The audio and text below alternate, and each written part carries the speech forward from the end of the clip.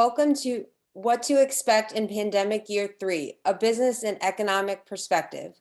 My name is Bridget Viss. I'm the Public Relations Specialist at the Ross School of Business, and I'm joined today by my colleague, Jeff Karub from Michigan News, and a panel of esteemed University of Michigan experts to take on some of the biggest questions as we head into the third year of the pandemic related to business and economics. I'll hand it over to Jeff so he can introduce today's panelists. Thanks, Bridget. And I thank you all and welcome you on behalf of Michigan News. I work in the University of Michigan News office, and the areas I cover are business and economics. So I've had the pleasure of working with these experts that we have today, and I'm honored to introduce them. First, I'd like to note that Sarah Miller, unfortunately, is unable to join us today, but we are pleased and honored to have Gabe Ehrlich and Samantha Keppler and Nirupama Rao. I'm going to give each of them a chance to just talk for a minute or so about their areas of interest and expertise. So welcome, everybody. We're glad you're here. We'll start with Thanks, Gabe. Jeff. Well, thanks very much, Jeff. My name is Gabe Ehrlich, and I direct the university's research seminar in quantitative economics. We're the economic forecasting unit in the Department of Economics in LS&A. Nirupama? Thanks, Jeff. Oh. Either way is fine. I'm Nirupama Rao. I'm an assistant professor of business economics and public policy here at Ross. My research focuses on how government policies affect the way businesses price, how much they produce, how much they invest. And prior to joining Ross in 2017, I served for a year and a half in the Obama administration as a senior economist at the Council of Economic Advisors.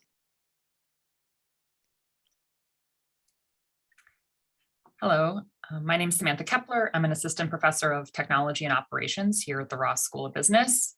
And I'm also a faculty associate at the Center for Positive Organizations. I research frontline workers in technology, which is obviously a relevant thing during the pandemic. And I particularly focused on K-12 schools, ed tech companies, and education-related nonprofits. Okay, great, everyone. Well, we'll kick it off with our first question. The question is, we've heard a great deal about the Great Resignation and how much trouble employers are having finding people, yet hiring has been uneven from month to month. What's really going on with employment and what's likely to happen in the coming months? Well, that's a great question, Bridget. I think the first thing to say is that this term that's really become very popular, Great Resignation, is actually quite a misnomer. This isn't a story of widespread sort of quitting of jobs. It's much more a story of low-wage workers leaving jobs to move to better jobs. For example, accommodation and food services, which is home to a lot of low-wage workers, is the sector that's seen the greatest number of quits. At the same time, it's also the sector that's produced 1 out of 3 net new jobs. So this is a story of workers leaving sort of low-paid jobs for better jobs or more convenient jobs, and that's the source of the quits. We hear a lot about white-collar burnout, and many of us might be feeling some white-collar burnout from time to time, but that's really not the driver of this pattern. One thing worth noting is when the pandemic hit, labor force participation crashed, as you could imagine. But consistently since April 2020, we've seen a recovery. And interestingly, we've seen a recovery for almost all demographic groups. Slowly over time, people are rejoining the labor force. Women, men, white Americans, non-white Americans. Interestingly, Americans with disabilities are actually participating in the labor force at higher rates than they were before the pandemic. This could be about the shift to work from home, making it easier for them to access the labor force. The one group we have not seen this sort of uptick of participation from is older Americans, and their quits might be much more retirements, and that is something we want to keep an eye on. I do want to say, while participation is recovering, it is still far below where it was, say in February 2020, and I think what we're waiting to see is, are the factors that are holding back workers? Fear of getting COVID, the closure of schools or the uneven opening of schools, shifts where labor demand is versus where workers are staying home, and also geographic shifts. Work from home has changed where people are and where they're buying things. I live in New York City, and Midtown Manhattan, is not a place that's very busy these days. And so workers who are buying lunches and out and about are now at home and demanding there instead. And until we see that sort of geographic and sectoral recovery, we might not see labor force participation back at where it was.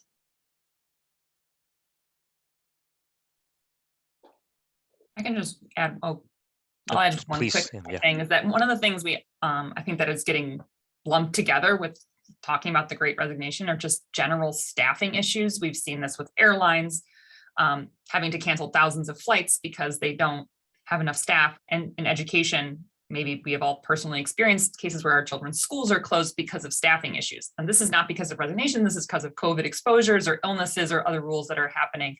And so I think it's important to this is like fundamentally just an operations problem of how to staff more effectively or find replacements and substitute teachers, for example. Not really about the Great Resignation, but something that's making a lot of headlines right now.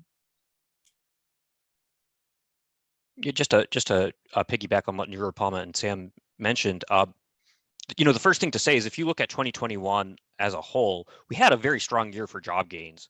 Obviously, we're still not back to where we were before the pandemic, and I think that's part of what feeds into some people's frustration. And then we did see job gains slowing down at the end of the year.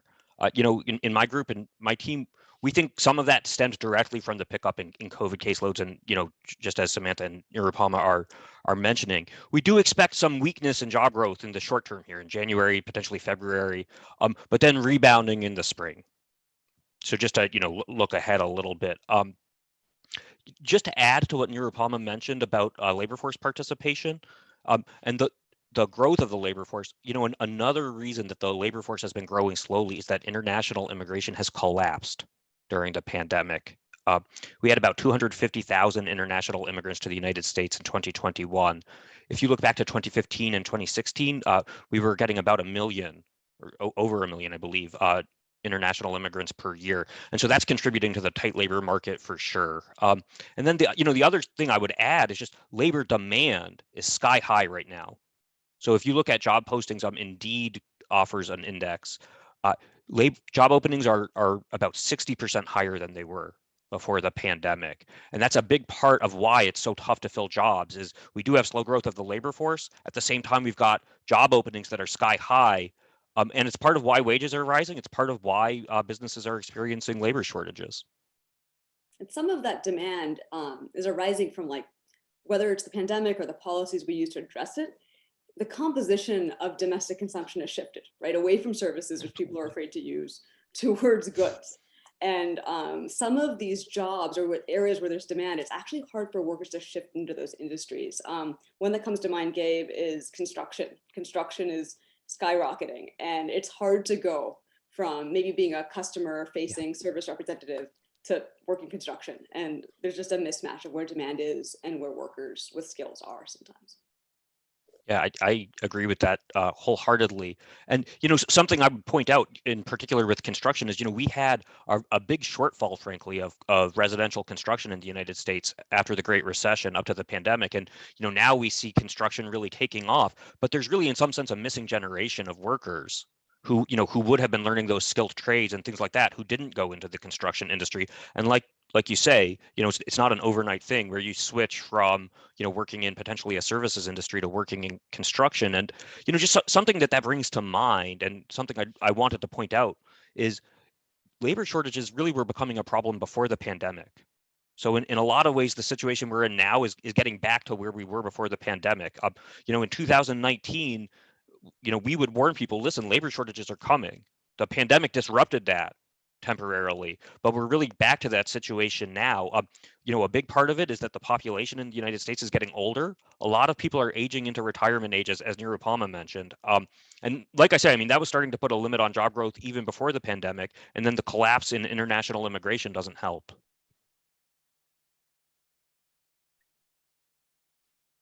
I think it's a great segue into our next question, and I think we've even touched on some of the themes. And Gabe and I have talked about this on numerous occasions. We have, if I can use an economic term, a weird economy. I hope that isn't too technical for anybody. A weird economy. We have one of the fastest recoveries out of a deep recession in decades. And in fact, we're seeing those numbers in real time. I think it goes back to the 80s before we've seen such economic growth. But we've talked about substantial inflation. We've talked about supply chain issues that persist. And so I think it's leaving a lot of people uneasy and maybe not recognizing or acknowledging the growth or the recovery that we are seeing. And so I wondered what the year looks ahead, what the year ahead looks like, in as much as any of us can forecast or predict. Well, yeah, Jeff, as you mentioned, we've talked about that, a number of times over the past couple of years, and especially last year. So I guess I'll lead off, and I just want to start out by pointing out, when we discuss this recovery, it's not a coincidence that we're getting fast growth along with high inflation. Okay, it's not that that's a coincidence. One of the big reasons we've had such a strong recovery is because we've had a very strong fiscal and monetary policy response to the pandemic and the recession. And it's been much more aggressive than our response to the Great Recession. And that's a big part of why we're getting the strong recovery.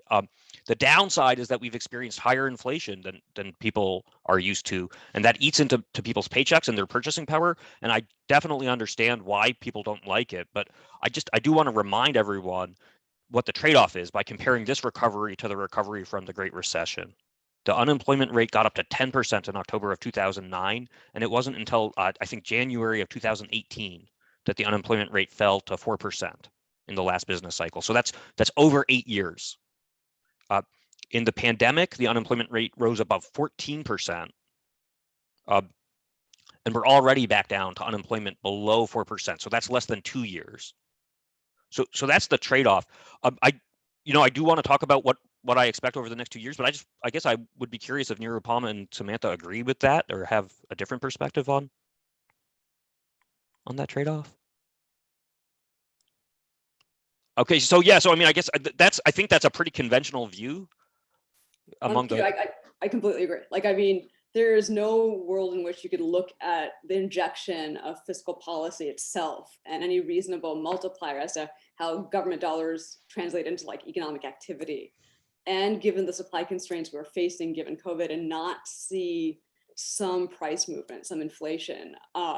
Like you said, I think it very much is the flip side of having sort of caught the economy, right? Caught demand as it was sort of on the precipice of potentially plummeting. And in a world in which, we have limited tools and somewhat, we don't have surgical strikes, we sort of just have hammers, right? And so I think the trade-off was getting money out the door and sort of keeping food on the table for families, keeping demand sort of somewhat keeping it active enough to sustain the economy. And that did buy us some inflation as well. I think the other policy choice was to do much less. And the consequences of getting it wrong on the downside of insufficient demand leading to deflationary pressure, I think, are so severe that, the trade-off sort of led Congress and led policymakers to sort of vote in favor of higher, stronger demand support and the inflation costs that came with it. So I'll just, look when I look ahead to, this year and going out a little beyond, and just to say, I agree with Nirupama, and I did want to make the point about, why have we seen inflation rise so much over the past year? I think Nirupama really covered a lot of those points. So just, looking ahead, the first big trend I see is we are going to get a lot tighter macro policy. We're going to be getting way less fiscal stimulus than we've had over the past 2 years, and we're going to be having tighter monetary policy too. And so the big picture outcome that we expect is what you might call a soft landing. So, we do expect real GDP growth to cool down in 2022, and we expect inflation to cool down significantly by the end of the year. But I do want to emphasize the labor market is going to remain tight. Is I think a pretty reasonable expectation. So let me just start by talking about fiscal and monetary policy, because it really is going to be a new environment this year. If you look at the federal government ran deficits of over 13% of GDP per year over the last 2 fiscal years. So that's the bazooka, right? And it really did support incomes, it supported demand. And you can think I probably couldn't list all of the programs that the federal government enacted, but think about the stimulus checks, the unemployment insurance expansions, the paycheck protection program, and more. We're penciling the budget deficit to shrink to just above 4% this year in the absence of those programs. So that's a massive adjustment in kind of the stance of fiscal policy. And when you look at monetary policy, it's a pretty similar picture. The smart money right now is that the Fed is going to start raising short-term interest rates in March. And a decent guess would be that we'll get 4 interest rate hikes this year right now. So macro policy is going to be getting tighter this year. I think, in our view, the economy has enough momentum right now, and there's enough catch-up growth left from the pandemic that we should get a soft landing. When you think about labor demand being 60% above, the pre-pandemic level, we think there's some room there for to withstand a tighter policy stance. We see real GDP growth cooling down from 5.7% last year to the high 3% range this year, which is still historically a strong number. And we also expect the unemployment rate to keep falling. It gets down to about 3.5% by the end of the year in our forecast. And as I mentioned, on inflation, we do see pressures that will keep inflation high in the short term. So I just want to, be upfront about that. But then we expect it to start falling pretty substantially as we get, later into 2022. And we're looking for CPI inflation to dip below 3% by next year, by 2023. I think one of the things that I think about from a lower level perspective is that even though we can aggregate and talk about what's happening at a very high level on the ground, the pandemic is affecting people very unevenly, and that can contribute to these weird economy feelings. Certain types of industries are differently affected, certain types of people are differently affected depending on your family situation. I mean, we have these very, very different manifestations of the pandemic and for different people. And then what gets broadcast by the media or what gets trending on social media, for example, can be very not necessarily aligned with what's happening on average overall. And so I think one of the things that's going to be a big issue in the year ahead, I think, is figuring out some political and social cohesion about what is actually happening. And even though maybe I wasn't personally affected by the COVID pandemic in this way, understanding that other households were. And I think we need some uniform vision of what this pandemic really is looking like, because it's hard on the ground when everyone has very, very different experiences.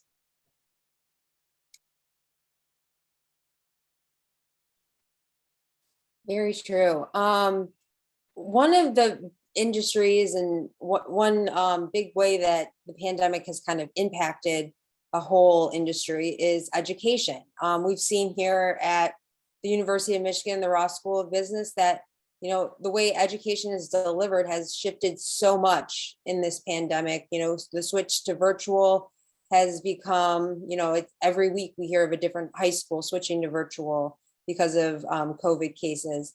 So with this huge shift, how and the new business opportunities that have been created, what do you think will happen this year, especially going forward as cases continue to spike and not spike? And so I think whenever I think about the education, what's been going on in education, people typically think about the technological shift, and that's obviously very relevant. And I think what I would say for the future is, whether it's at the university level for our own classes or K-12, I think we're probably going to see not more technology, but more targeted use of the technology. We're all, us included, are learning when the technology is most effective and how it can be used as a tool to help students and improve the educational experience, and when it is really detrimental. And I think everyone, whether it's a kindergarten teacher or a college professor, we're all learning a little bit more about how to use this technology to improve the work that we do.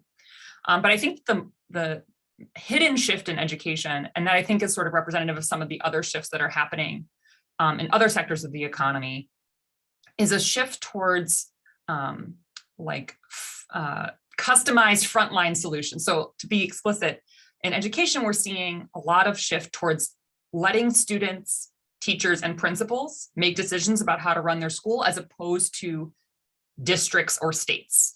And to give an example, when COVID first hit, we saw districts and states try to respond and create like one size fits all solutions. And those really didn't work very well. And I think the reason is that schools and restaurants and a lot of these services are very local. They service very local community, and therefore they're very different. And so trying to fit a one size fits all solution to the pandemic is actually really hard. And what might work at one school might not work at another school. Why some restaurants are doing super well in the pandemic and some restaurants are not, for example. And so one of the things that is exciting, I think, and potentially interesting to look for more in the next year is how this is changing the way that school districts and maybe other industries are spending money. So to give a concrete example, education, many states have gotten a lot of COVID relief money lately. And instead of states trying to figure out how to spend the money to help schools, they're sending it to the teachers. So for example, in Nevada, they spent $8 million of their COVID relief money. They spent it on a teacher crowdfunding platform where they sent the money and guaranteed teachers $1,000 to buy whatever they want for their classroom to help their students. And so this transition from a one size fits all to a teacher tailored student-centric model is, I think, a really interesting shift that represents some of a different way of implementing services, because these top-down solutions are really hard when the world is so changing so quickly and just very, very dynamic. So I think that that shift is another one to pay attention to in education besides just the technological shift.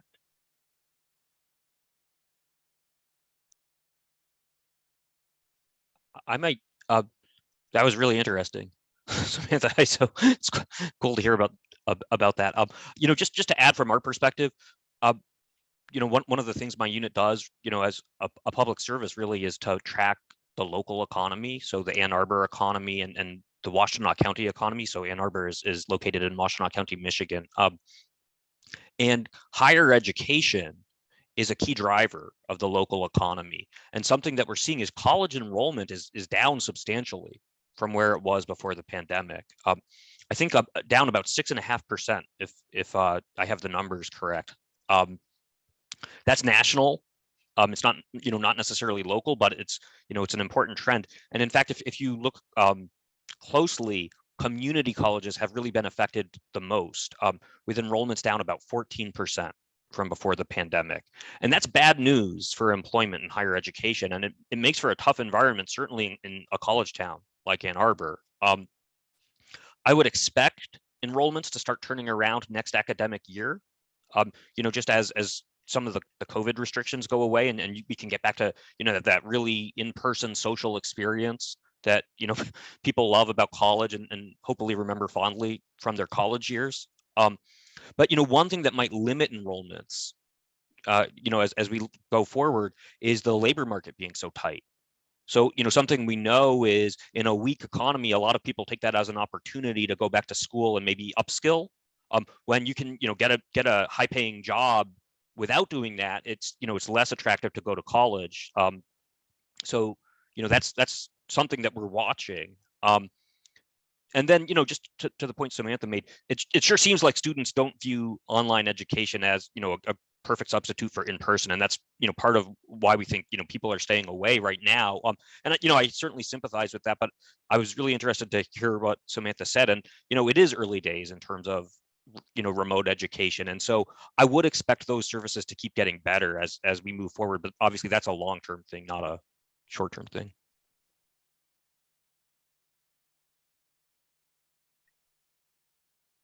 I think I'm going to ask a question. We've touched on some of this as well in our conversation today, but that's okay.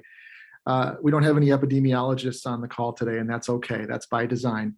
We have business and economic experts. So I'm asking this question from those perspectives.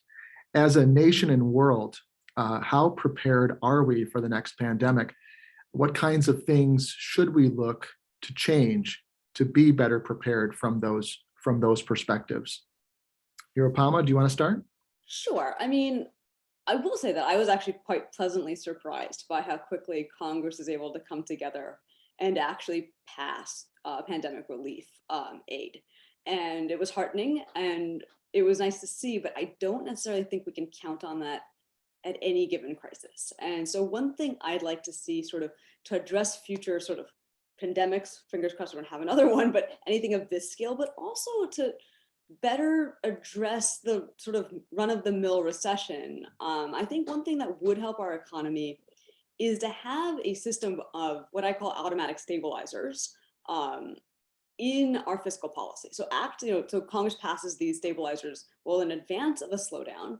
And this is sort of like unemployment insurance extensions, relief to small businesses, that type of aid that would go out the door automatically when a state's unemployment rate rises too quickly or is so far above trend. And so this automatic system of support would allow for sort of fiscal policy to address slowdowns much more quickly, which I think is important in sort of the political moment we're in right now, where it isn't always easy for Congress to act quickly. And of course, the nature of recessions is often that certain regions are hit harder than others. Manufacturing could be hit early. We could see services hit very severely as we have in this pandemic. And so tying it to sort of state unemployment rates lets that heterogeneity drive the response rather than waiting for a national federal act to be passed in time to catch the economy when it's wavering. So that's something that I think is an excellent step for us to take to address future pandemics, but also just more routine recessions. And it's something I think is more important now that we've seen such a catastrophic sort of economic event like the pandemic. But Gabe, I'm sure you have lots of thoughts as well. Yeah, well, thanks, Nirupama. So I have to take a moment. Jeff mentioned we don't have any epidemiologists on the call today by design. But I have to, give a shout out to the School of Public Health here at the university and the epidemiology department. There have been multiple members of the epidemiology department who have been very generous with their time in talking with my group and with me about what the pandemic means, how it might evolve. And so that's, been a true service. And, we have a great School of Public Health here at the university. My wife is a proud graduate, so I just wanted to give my thanks to them. I'm not a public health expert, so I'm going to stick to economic policy as well here. And just to piggyback on what Nirupama mentioned, something that we saw in the pandemic is that our administrative framework and systems for sending aid and dealing with downturns really just aren't up to the task in the 21st century. They're not 21st century systems. If you look at what happened with unemployment insurance, systems were overwhelmed nationwide. And, we really saw, states go in different directions, and there were tough choices to make because, we just didn't have modernized systems. In some cases, people got unemployment insurance aid who really, shouldn't have, and there was fraud. And in Michigan, there was a pretty substantial fraud, is my understanding. Of the numbers, I certainly got a letter saying somebody had applied for unemployment insurance in my name. And then, but in other cases, there were people who couldn't get the aid that they needed, who deserved it.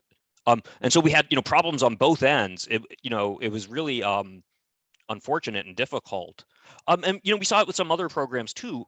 Part of what we saw is, as Nirupama mentioned, there's heterogeneity in how recessions affect people and businesses, and we really had kind of one size fits all policies from the federal government.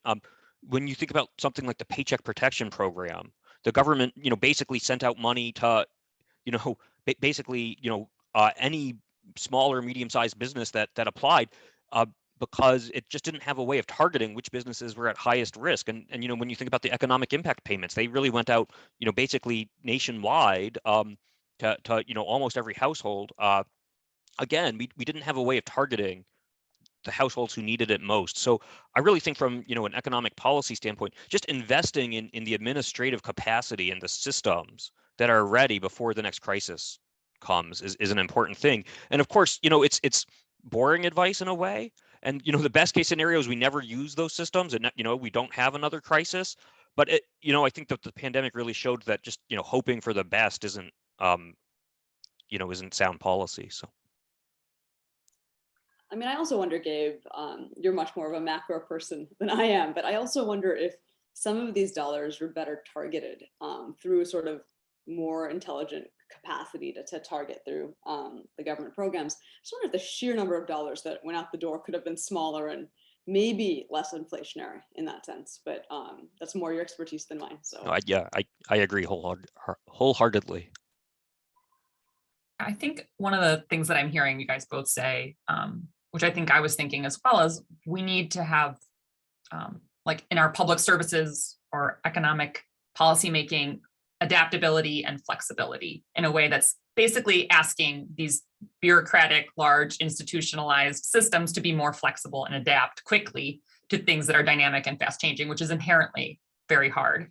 And I think it's one of the things that comes to mind when I think about the next pandemic, or, I think not only about something that's widespread, but something that's very local. So for example, one of the biggest disruptions that I think we are certain to see locally is climate change related disruptions. For example, hurricanes and fires that are extremely disruptive to local areas. They shut schools, just all services are affected tremendously. And not to mention the workers in their own houses, like the fire in Colorado recently where over nearly 1,000 homes were burned. As long as these things are happening, we need flexible and adaptable public services to make sure that we can respond quickly to these local disasters, even if it's not a global pandemic. that is such a good point.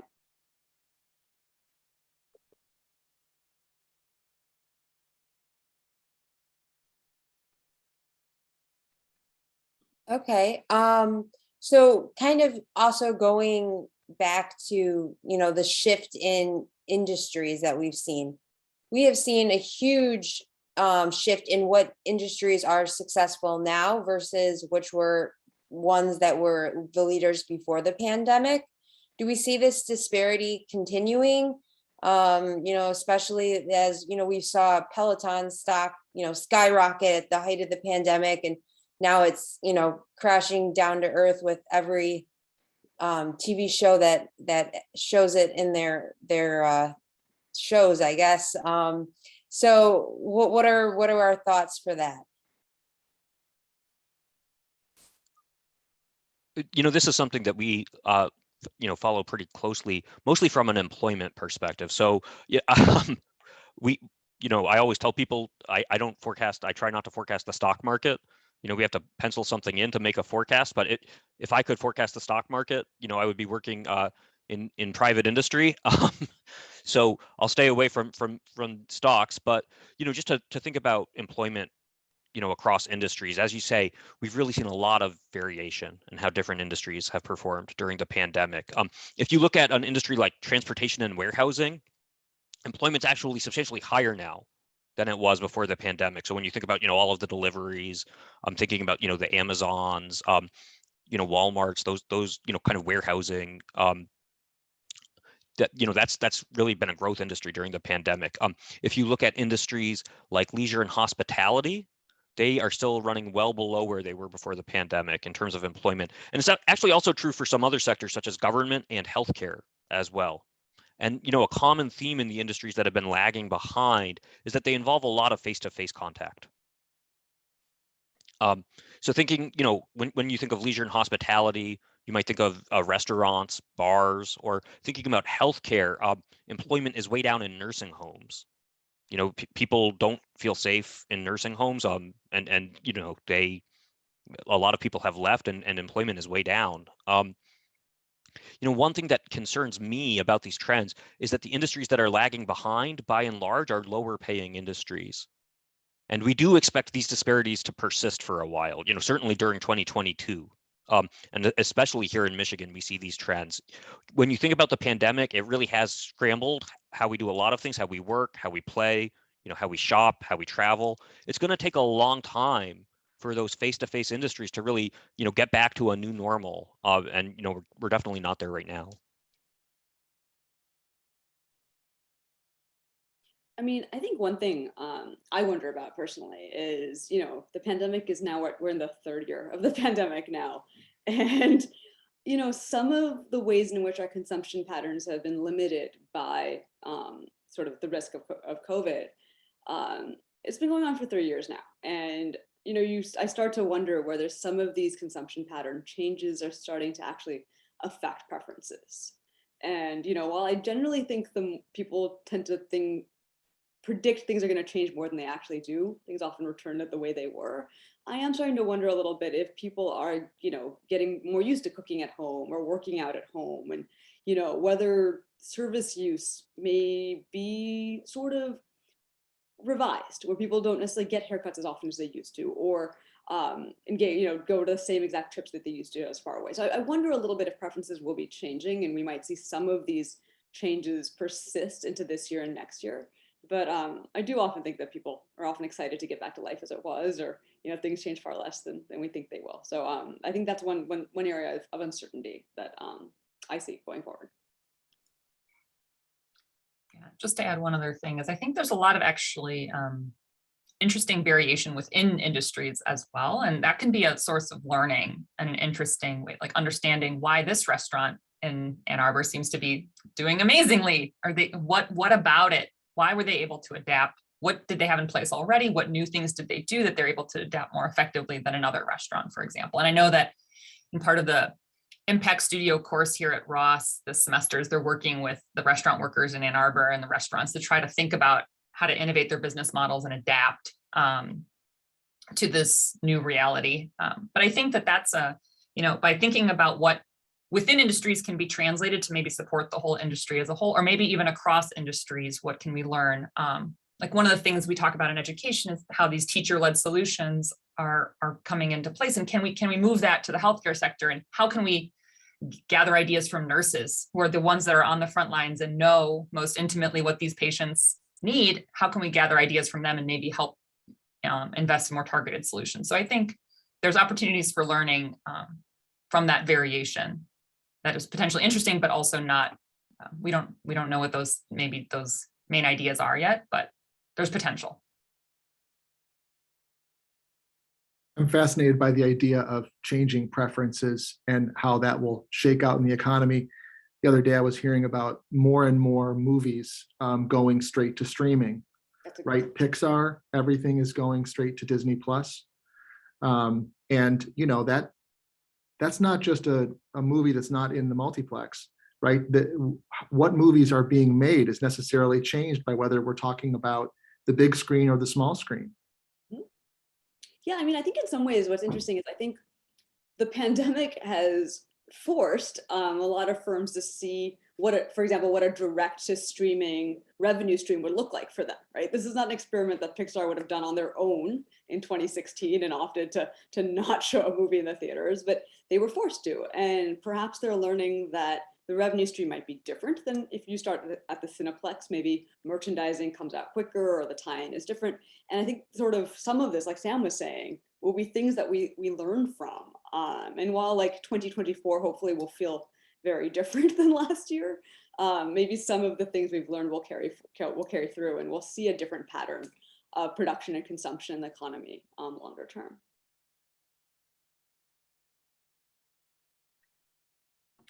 I wanted to, our last scheduled question, but obviously if there's anything else you want to add, please feel free. It's been a great discussion. It really has. And I think we've put a lot of things forward.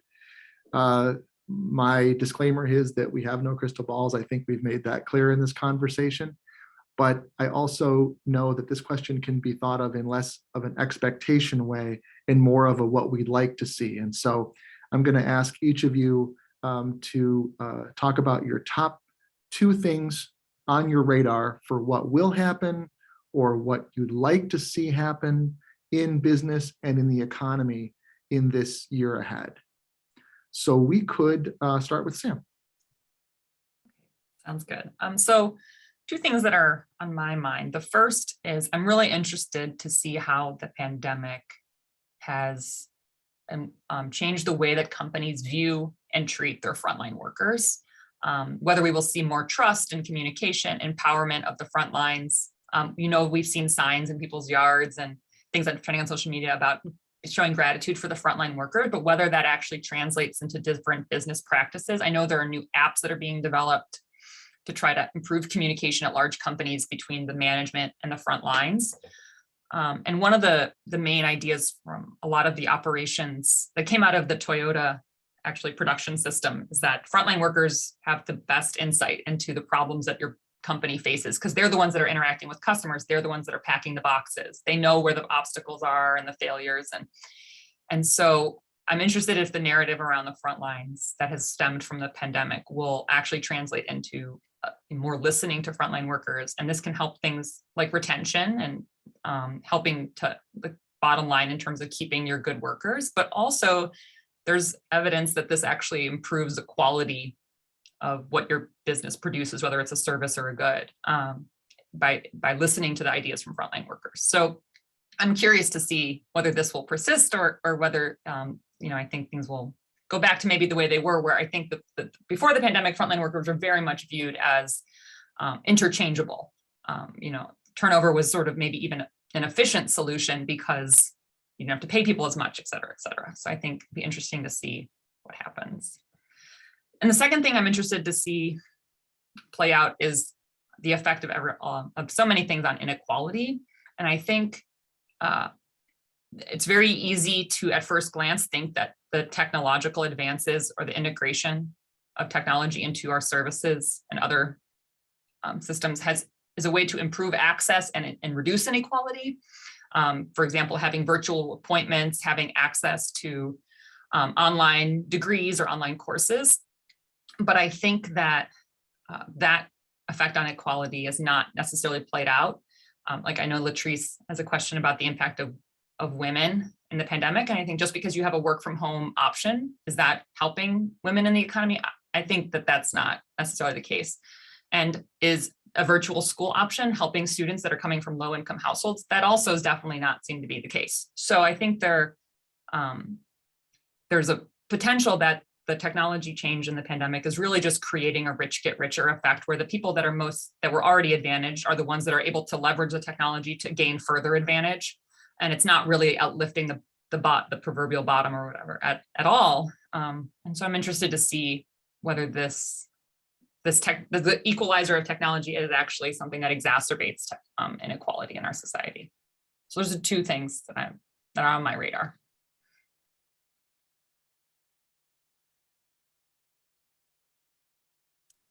I mean, so when I think about the next kind of coming year and things I'm interested to see play out, maybe is a way to put it, is, we've talked a little bit about how the pandemic and the fiscal support has changed the composition of consumption. Like we've seen people, of course, lots of people are renovating their homes, lots of people are looking to purchase durable goods, car prices are at historic highs. And so we've seen this turn towards durable goods purchases.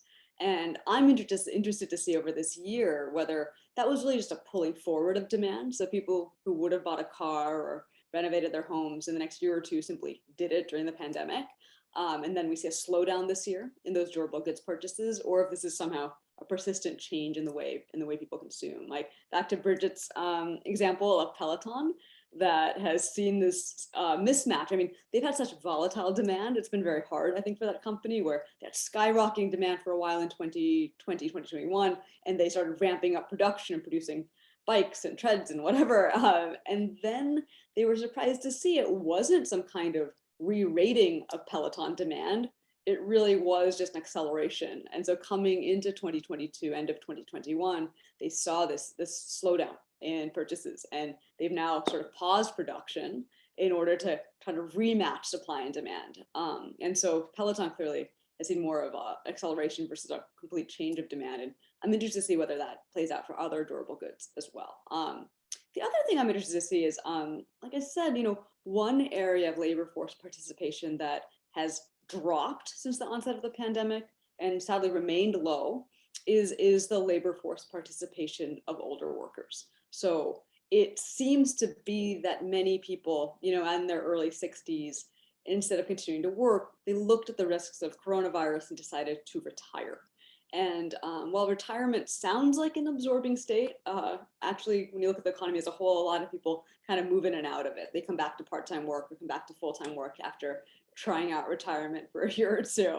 And so I'm interested to see whether in this next year we see participation start to rise again amongst older workers, because if this is a true early retirement of a chunk of the US labor force, I think going forward, we have to think differently about the productive capacity of our economy. especially combined with, as Gabe has mentioned, this decline in immigration. If more people are retiring early and fewer people are joining our country, our labor force will just be smaller and we'll have less economic capacity than we would have had. So those are the two things I'm really interested to see play out. Well, I guess I interpreted this question a little bit more, maybe both trends and risks. I do want to start with one risk that we see that's, in the short term, we really do expect the supply chain to heal in 2022. We're already seeing with the microchip shortage that has improved a lot, and auto production has been rising. But something to watch out for is what's going to happen with COVID in our supplier nations, especially in China and Southeast Asia. China has had a very strict zero COVID policy so far during the pandemic, and they've been successful at keeping COVID case rates very low during the pandemic with extreme measures. The Omicron wave of the pandemic is much more infectious than previous trends of the virus, and it's not clear whether those past measures will be sufficient to prevent a COVID wave in China.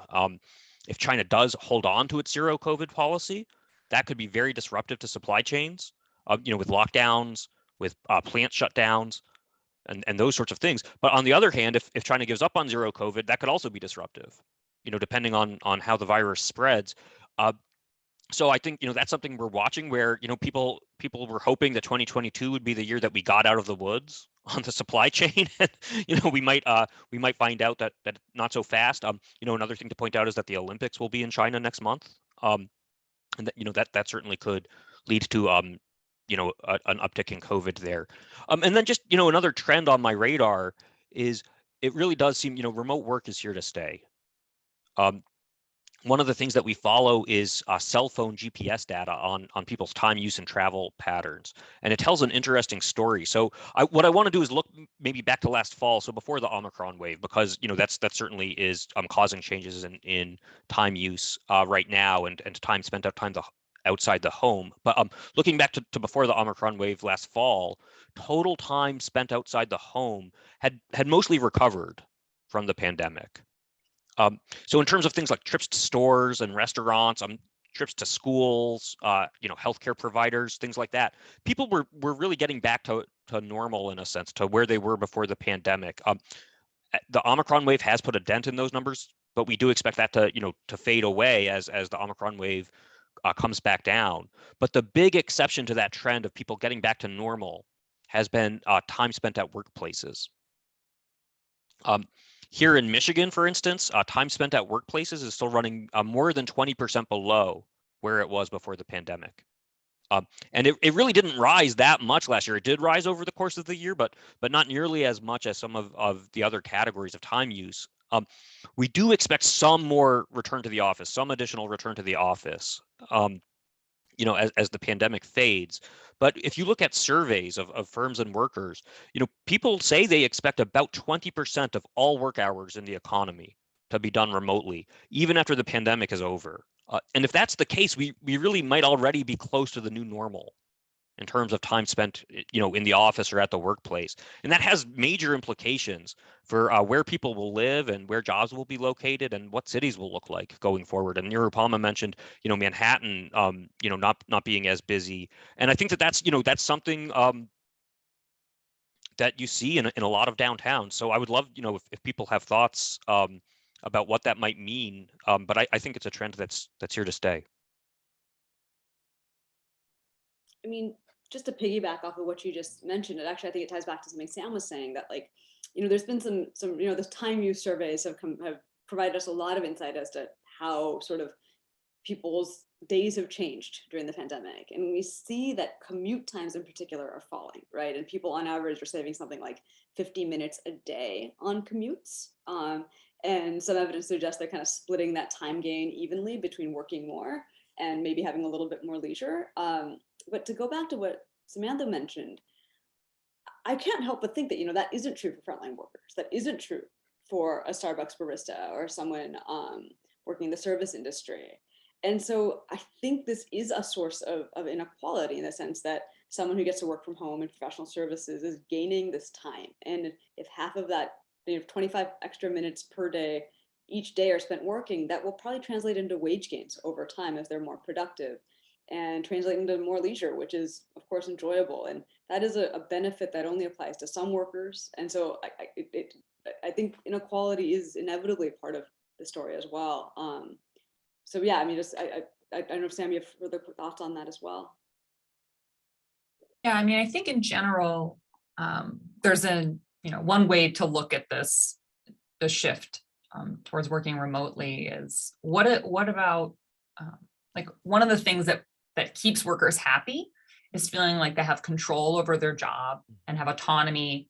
And so on one hand, a huge portion of the workforce is getting some more autonomy and control. And the other part of the workforce is not. And not only are they not getting that, but they're seeing the potential that that the other people are having. Like I know teachers are feeling this for sure.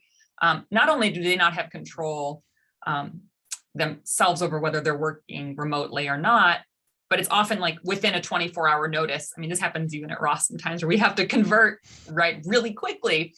And that type of uncertainty is just very demoralizing and creates a lot of burnout, I think, at all levels. In the education system is one industry, but also in other industries as well. This, if the research on turnover and retention is indicative of what will happen in the future, is that this lack of control and autonomy will ultimately create more turnover, and probably will motivate workers to make big changes, because this is a major issue of why we're seeing burnout and turnover. So I think it's important to understand this the effect of the pandemic is very different across different people. And that's definitely something that's creates a lot of difficulty for policy, but also creates a lot of difficulty socially in our society, because it's hard to empathize perhaps or understand the perspective of others when the pandemic affects you in a very particular way, but has not affected somebody else. And you can't really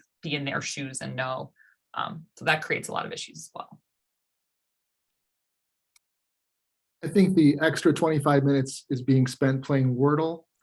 I think you should look into that, Nirupama and Gabe. I think that's what you'll find people are doing. Well, one of the things I learned from journalism is to never use the phrase uncertain future, because all futures are uncertain, it turns out. But I think what we've learned today is maybe they're even a little more uncertain than in previous periods of time. Well, I want to thank you all. This has been a great conversation, and I really enjoyed it. And I hope our audience, I'd also like to thank our audience, but I hope they got as much out of it as I did. I think there's been a lot of food for thought, a lot of things to consider about the realities of now and what lies ahead. You'll see on the screen contact information for both Bridget and me, and we are more than happy to connect you with Nirupama or Sam or Gabe or any other experts at the Ross School of Business or the Department of Economics. That's what we're here for. And providing subject matter expertise is part of our job that we're happy to do.